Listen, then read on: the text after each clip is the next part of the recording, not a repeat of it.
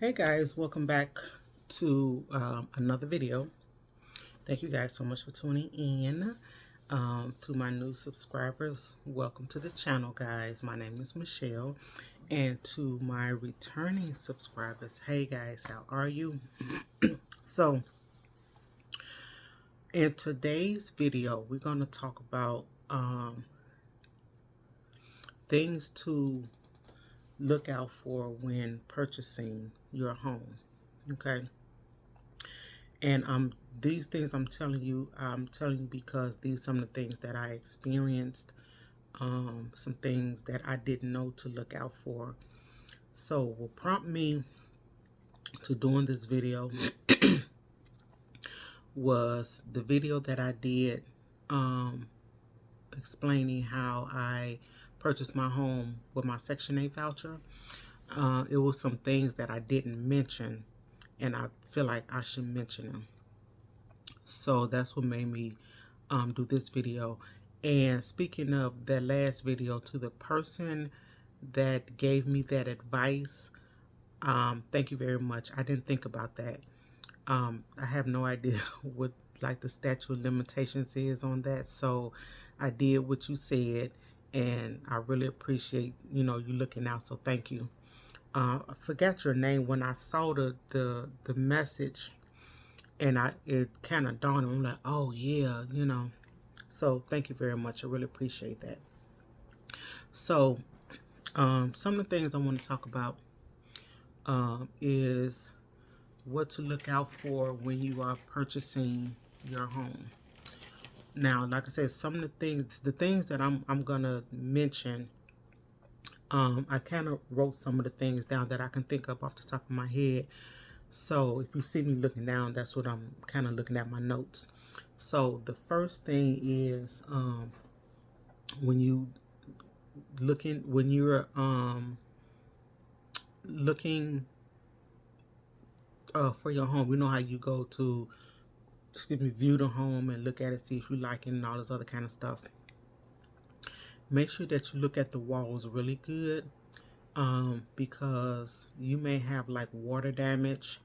They may have a leak somewhere, especially like in the ceiling.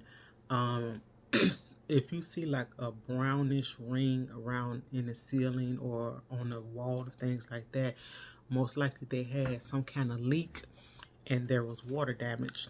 So when you're looking for that, there may also be mold. Okay, now I didn't have that problem, but this is some of the things that I uh that actually somebody told me about that, but I didn't have that problem. So yeah, if you see rings, brown little rings in the ceiling and things like that, even on the floor, there may be water damage on the floor. I forgot what it kind of looks like. If you ever seen water damaged floors, especially if they're wood floors, the wood may be warping, or the tile, if it's tile, it may be coming up or something like that. There may have been some kind of water damage. So be sure to look for that, especially like say the ceilings, the basements, bathrooms, anywhere where there's connecting pipes. It may be some kind of water damage. Okay, so be sure to look for that. If there's any holes in the walls, any holes in the floors, um, be sure to look out for that, because those things let creatures in. Okay, now if you know, like I know, the little smallest hole a mouse can come in, because they don't have a backbone and they can squeeze through anything. Okay, so be sure to look out, make sure there's no holes anywhere. Okay. um don't want critters in your house. Now, another thing, in my closet, I didn't notice this until a while later. In my closet, the ceiling is not right. Whoever did, they kind of did like patchwork in the ceiling, and they taped it. It looked like masking tape, and I didn't pay attention to that when I purchased the house, and neither did the inspector. Okay, so when you have an inspector out to your house, make sure that you inspect and look at things that he's not looking at, because he may just be looking at roofs and pipes and heaters and water tanks and things like that. You make sure that you look at everything. Okay, so also in my closet on the floor, in the back of the closet on the floor, I was doing back there one day, and I stepped on it, and the whole piece of the floor came up. Underneath there's just nothing but dirt, and I'm like, so make sure that you check for that as well. Okay, especially if you have like tile floors, um, make sure that it's to the floor like it's supposed to be. There is no subfloor in my closet. Okay, I didn't know that, like I said, until I stepped in there, the back of the closet, whatever I was doing, I stepped on it and it lifted up. So it's nothing down there but dirt. Okay, so make sure you look for that. Now this one was really kind of weird to me. I don't know why it was like this. So you know how um each one of your rooms is supposed to have some kind of heat vent, some radiator, something to bring the heat in, right? Two of my bedrooms and my bathroom does not have heat. I didn't notice that until after I moved here, and then the wintertime hit. And so my room is like off top of the stairs. When my mother was still around, her room was right next door to mine because my mother was sick. Excuse me, I don't know why I'm belting so much. Excuse me, y'all. My mother was diagnosed with early onset Alzheimer's when she was probably about 50 or 55, okay? So when she got diagnosed, I moved her in with me. This is before I purchased the home. And so when we purchased the home, her room was right next to mine. That way I can keep an eye on her. And then next to her room was my daughter's room, and then next to my daughter's room was the bathroom. So those three rooms don't have heat. And like I said, I didn't notice that until wintertime came. And I'm like, why is it so cold in these rooms? Like, there was no heat. So make sure that all of your rooms have heat vents in them. Every room in your house, make sure that they have heat vents. Okay. So mine, the rooms that do have heat, actually there's another room. So my home is considered a 4-bedroom house. And the the room that's considered the fourth bedroom is the room downstairs next to the dining room that my husband used as his office. That room, it doesn't have a closet, so it's considered a bedroom because of the window. Now that room doesn't have heat in it either. So whoever was living here before, whoever had that room, I guess they just used a space heater, and then they used the entrance to the basement as a closet. So like I said, that room is considered is a legal fourth bedroom because of the window. So if it didn't have the window, it wouldn't be considered a bedroom. It has a legal window that's considered make it considered the fourth bedroom. So I have a 4-bedroom, 2-bathroom house. So yeah, those rooms don't have heat in it, and um, that's something that I would never thought to look for if the wintertime didn't come, if it was still summertime when we moved in, I wouldn't have known for months. And then it's like, why didn't the home inspector, catch that? He didn't catch it. So those one, two, three rooms and a bathroom does not have heat. Now in my loft area up here, there's a heat vent there, so I'm assuming that they figured, well, that's gonna take care of these 3 rooms, but it doesn't. So I had to get those radiator heaters for those 2 rooms. The bathroom I didn't worry too much about, but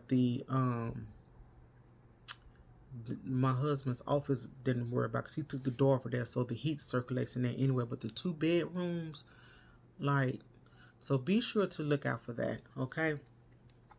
And while I'm on the bathroom, make sure that you check and see your ceilings if they're dormant ceilings.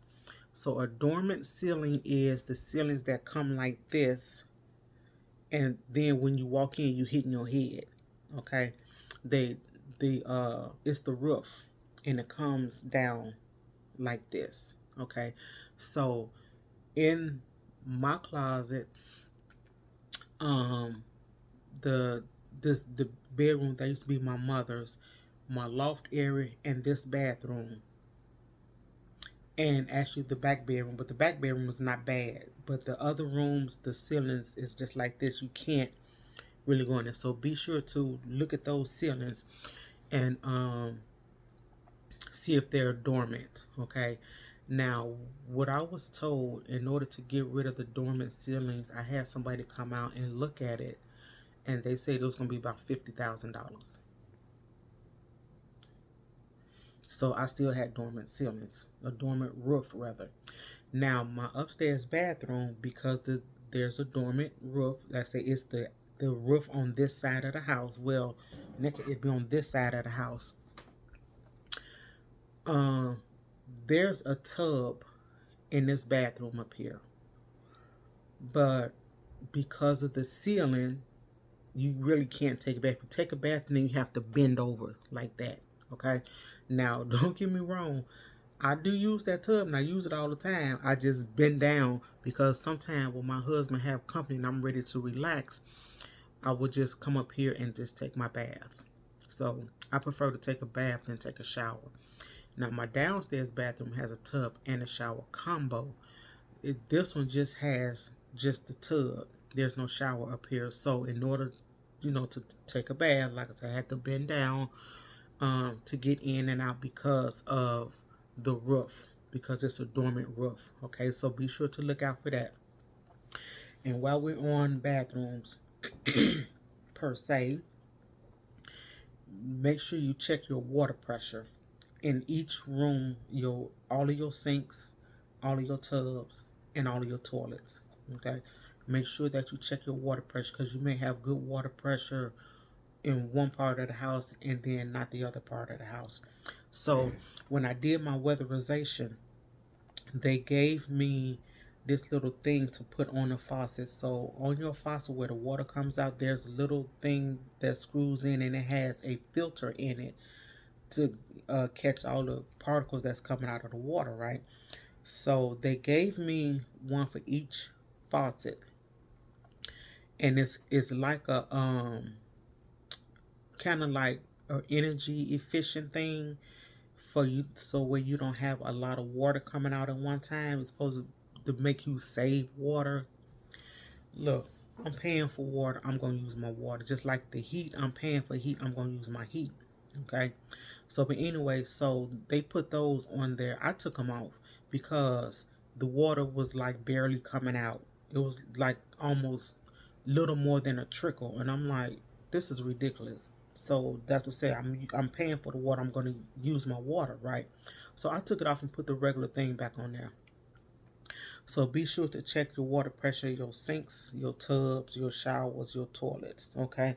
Because like I said, you may have good pressure in one part and none in the other, okay? Um, depending on how old your house is, make sure that there is no lead paint. My house is, when I moved in, it was I want to say 120 years old or something like that, which means some parts of the house probably had lead paint. Um, I've never got like redid the drywall or nothing like that, so some parts of it, we just like painted over it. So I don't know if there's lead paint under there or not. I don't have any small kids in the house, but if you have small kids in the house, be sure to watch them. If you have like chips on your wall and paints coming off and stuff, make sure that they don't get hold to that, because you don't know if it's lead based or not, and that can really, really make them sick. Okay. Um, I was about to say something else and I lost my thought. Um, it has something to do with the paint. Oh, I know what it is. Because my house is so old, 95% of my wall is plaster. Okay, it's not drywall. There's some parts of the house that is drywall where we did some work and we had to repair the wall. So some parts of the house is drywall, but all of this here, this is plaster. Okay, and behind the plaster, you know how you have the studs in the wall with the drywall?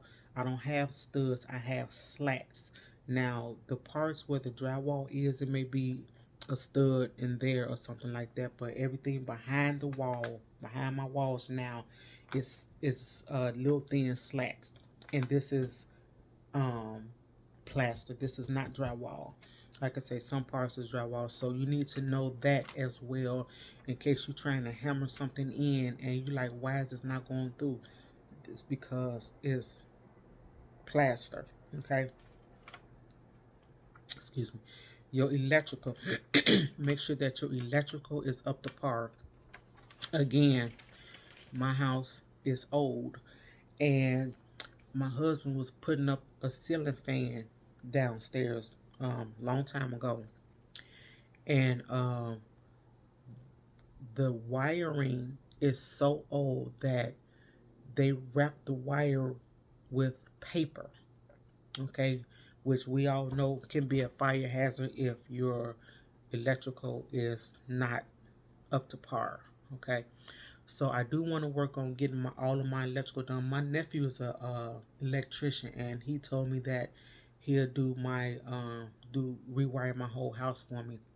And I just told him wait till I get some money. He was like, "You ain't got to pay me. Just fix me some food, barbecue or something." I'm like, "But no, I wouldn't do that because this is your job. Just because I'm your auntie, that don't mean I'm gonna just take advantage." So I'm working on that. But the thing is, because my walls are plaster, I got to figure that out. Um, so yeah, make sure that your electrical is up to par. Ask the seller when your electrical was done, and also your plumbing. Make sure that you have um, proper plumbing. I think back then they had the copper pipes or something like that, and now they use like the plastic.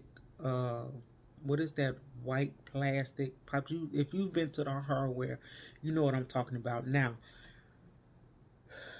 my downstairs bathroom is the only bathroom that we got redone some years ago, so that um, plumbing is up to date.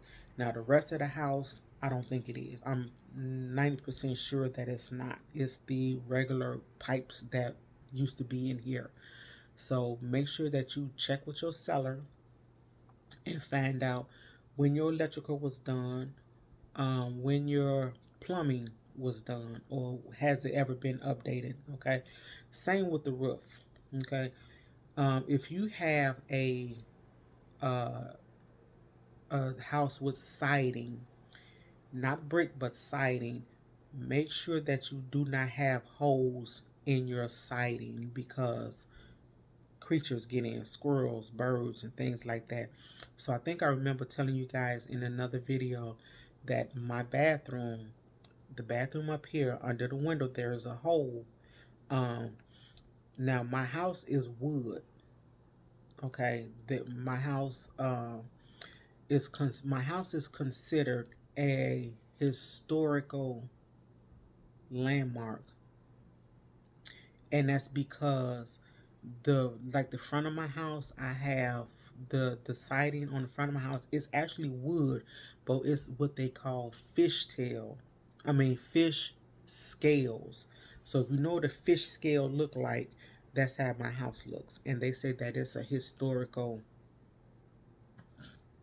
like, anyway. So yeah, so the back of my house, we trying to get somebody out to take care of that because the birds be under there, the squirrels be under there. And so make sure if you have a wood house or a siding or something like that, make sure that there are no holes, okay? Make sure that you get your roof inspected. Make sure that there are no holes in your roof. Make sure that your attic is insulated and there's nothing, no holes up there where raccoons and squirrels and birds like that can get in, okay? Those are major things, all right? Um, Make sure. Okay, I told you all of that. Told you that. Told you that. Okay, so remember yesterday? I'm not yesterday. Well, technically it is yesterday because this is new day.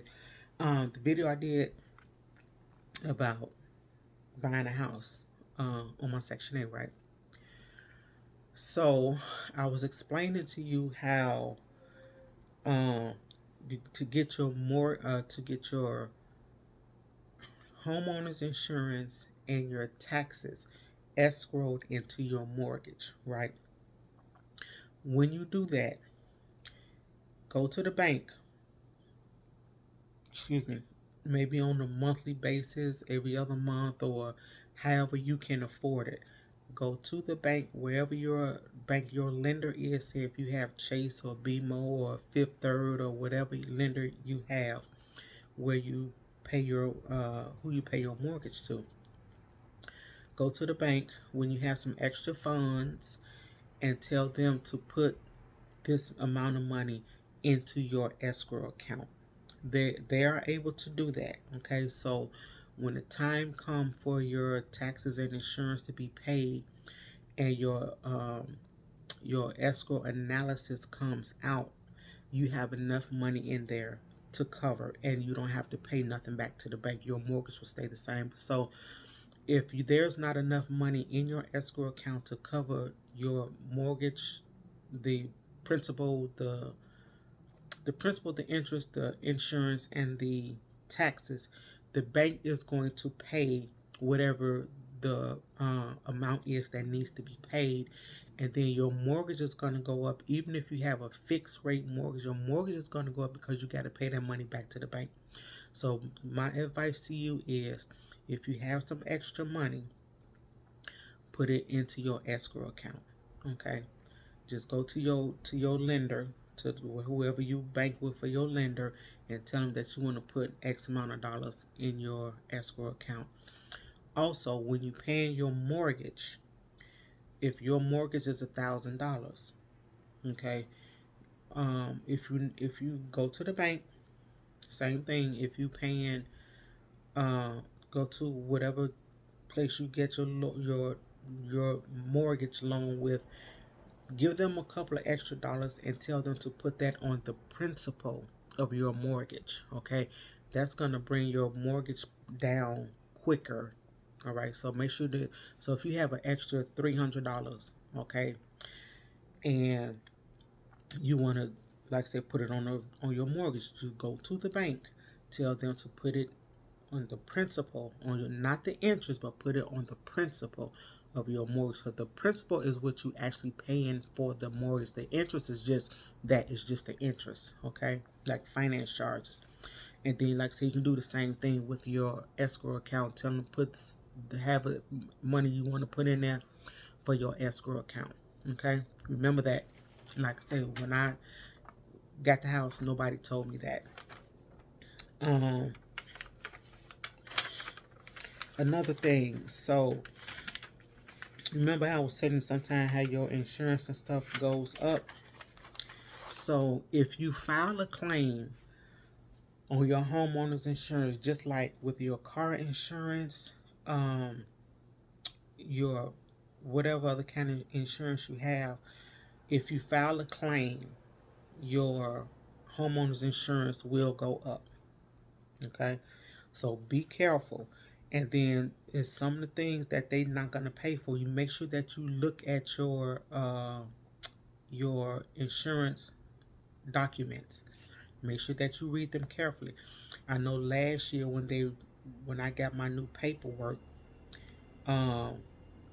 they had on there that I had just got a new roof, which I didn't. I think they said it within like 7 years, and I didn't.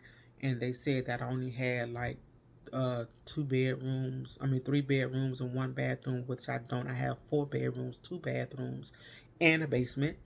So I had to call my insurance company so they can correct those documents. Okay, so be sure to read your insurance papers and know what it is that um, what your deductibles are, if they got all the information correct as far as your property on your insurance documents. Okay, because that it'll make a big difference as far as your insurance payments. Okay, if you have an alarm on your home, you know how some people have Vivid or ADT or Brinks or whatever to see the sign in their yard. That's a good thing because if you have an alarm on your home, your insurance payments will go down because you have some protection. Just like if you have an alarm on your car, that's your insurance is going to go down. Okay, so make sure that if you have an alarm on your home, make sure you let the insurance company know that you do have an alarm and your insurance should go down. Okay, another thing, if you have pets, dogs especially, I read somewhere that depending on the type of dog you have, that dog should be on your insurance company, on your insurance paperwork, just in case someone comes to your home and the dog bites them. They can sue you for that. So if it's on your insurance information, there's a deductible for that. And but look up where you live at, the type of dogs, and how much the deductible is and things like that. Another thing, make sure that check and see um, if you're in a flood zone. Uh-oh. Check and see if you're in a flood zone. Now, I'm not in a flood zone, so if you're in a flood zone, make sure that you get flood insurance. Now, your flood insurance would actually be, let me say this, depending on where you live, what state you're in. Like for me, my flood insurance is different. Is my because I'm not in a flood. Let me make sure you get this right. I'm not in a flood zone, but my basement did flood twice because of the rain. The drain outside my basement door was clogged, and so water did get in. But I'm not in a flood zone. So those people that's like in Florida, Louisiana, um, Georgia, all in places down there where they get floods and have hurricanes and things like that, check in your area and see if you're in a flood zone. So that and if you are, your insurance is going to be extremely high because you're in a flood zone. Um, Now I do have flood insurance, but my flood insurance, I'm not in the flood zone, but it is like if it rains really bad and say I have a hole somewhere in the house and the water comes in, I'm covered for that. Okay, make sure that you know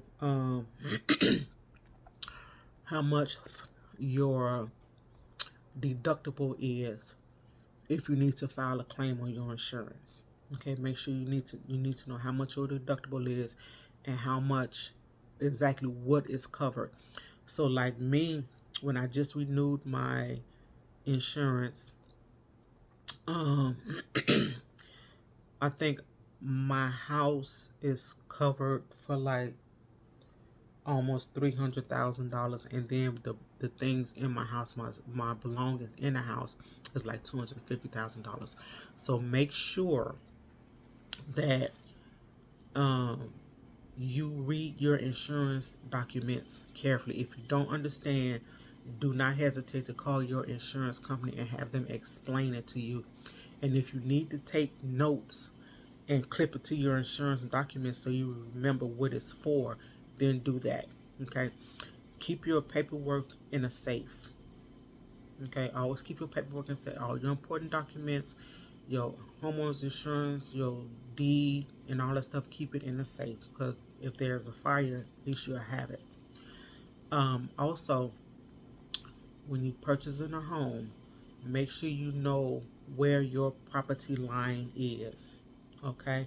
So when we got this house, my neighbor on, if I'm at the back, my neighbor on my left side had a fence put up. It was an older couple that lived here, and he had a fence put up. And so when the appraisers came out, they was like, well, you know this fence is on your property line, but it's found, come to find out, my neighbor had put the fence up for the people that were living, because actually they were an older couple, and he was nice enough to put the fence up. So the fence is on my property line. Now, um, further down on my fence where my garage is, it's not fenced off. So he kind of uses that space to store his garbage cans at. I don't have a problem with it, but I do plan on getting that fence redone, and he's going to have to move all that because I want to have the fence going all the way down to my property line.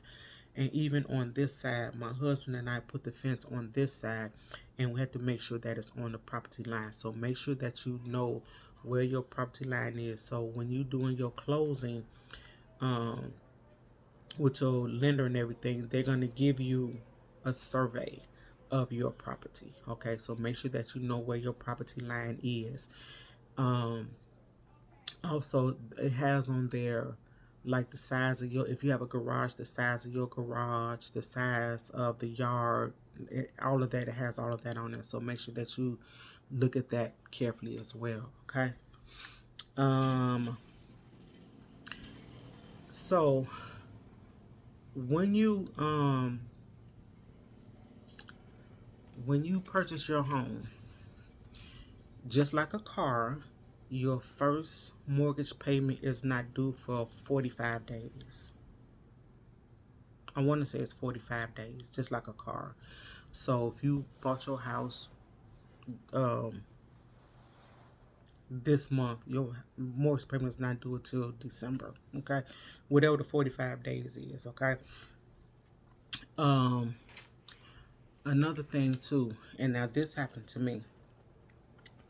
I was so when my husband stopped working, my husband got sick and ended up stopped working, and so that kind of left me to pay everything, to pick up the slack and take everything in the house, right? So we were getting paid 3 times that next pay period.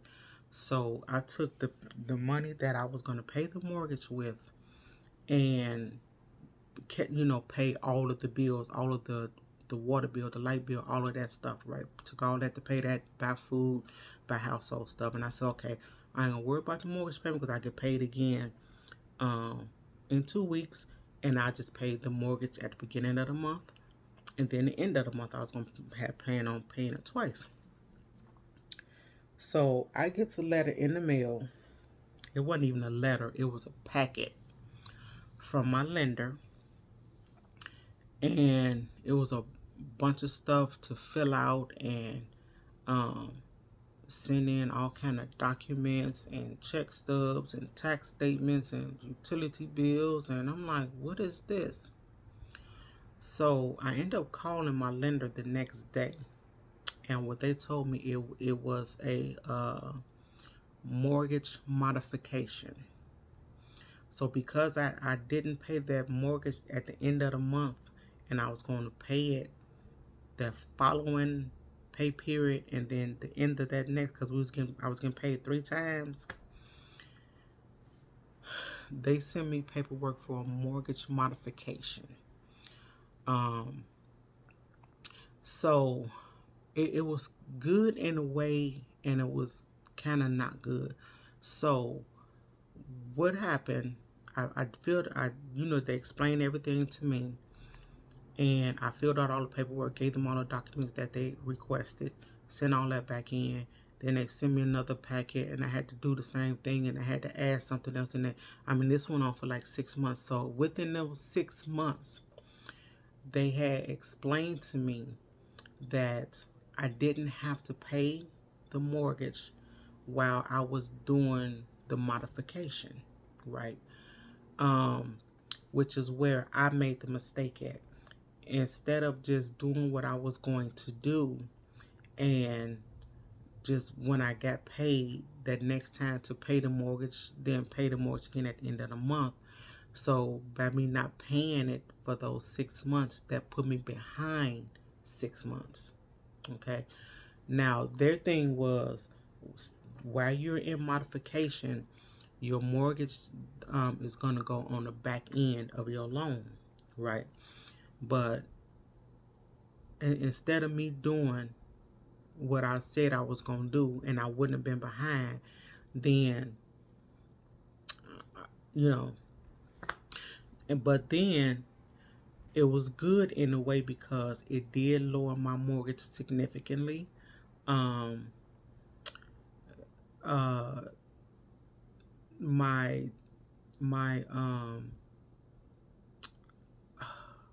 escrow. I just got my mortgage analysis. My escrow only went up like $5 instead of hundreds of dollars. Okay.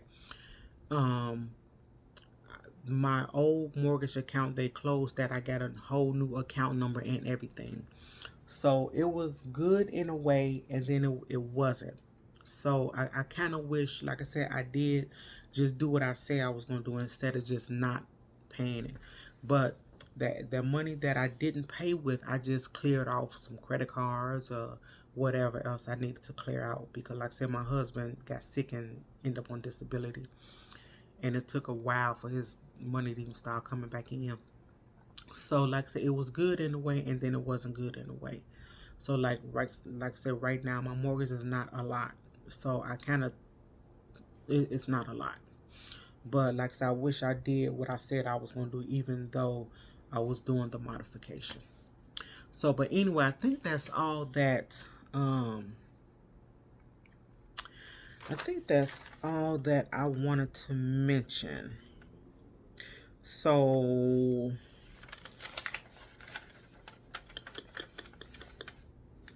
yeah, that's all I wanted to mention. So guys, just make sure that you look out for those things,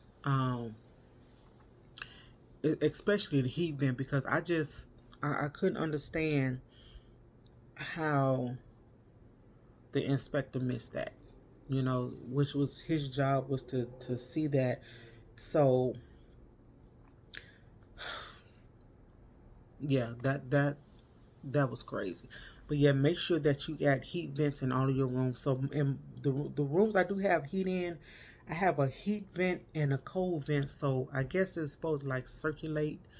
That I don't know how it works, but my cool vents, I can't stand the placement of them, because like the one in my bedroom is like in the middle of the floor. Like, why is it in the middle of the floor? The one in my bathroom downstairs is in the middle of the floor. That's just, I hate it so much. And my vents are on the floor, but they up against the wall. My heat vents. And I just wish that they were like high up on the wall or something like that instead of down. Because that's just, I can't stand it. It bothers me so bad. But anyway, I think that's all that I got. If I come up with something else, I just put together a list. But yeah, those are the main things that I wanted to let you guys know. Like I said, just prompt me from the video that I had just recently done, because I was thinking about those other things too that I wanted to say, but I didn't. And then again, to the person that sent me that message, I want to again thank you very much, because like I said, I didn't think about that. Yeah, I didn't think about that, but I did correct it. So yeah, thank you very much for that information. So guys, leave me a comment down below. Was this helpful? If you have any other questions or any questions, if you went through the home process, how was your experience? Did you, something that was odd or what have you? Let me know. So yeah, I think that's it. So I will talk to you guys in the next video. Bye, guys.